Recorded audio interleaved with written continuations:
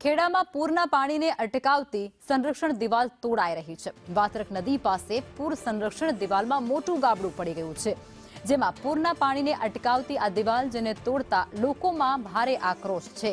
કૃત્ય કરનાર વિરુદ્ધ સ્થાનિકોનું મામલતદારને આવેદનપત્ર, જેમાં પાલિકા સભ્યની ચીફ ઓફિસરને પણ લેખિતમાં રજૂઆત કરાઈ છે। દિવાલ તોડનાર સામે કાર્યવાહી કરવામાં આવે તેવી અત્યારે સ્થાનિકો દ્વારા ઉગ્ર માંગણી કરવામાં આવી રહી છે।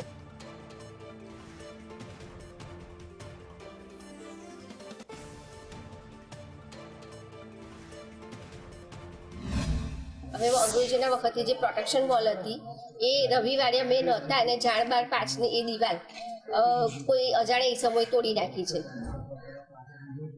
આજે એ દિવાલ હોય તો શું કહેવાય, ચોરીનો બી ભય નથી અને ચોરો કેટલાય આવે છે, એ અહીંયા ચોરીઓ અવારનવાર થતી રહે છે અને પૂર વખતે પાણી પણ અંદર બહુ આવી જાય તો એ દિવાલના લીધે એક પ્રોટેક્શન રહેતું હતું।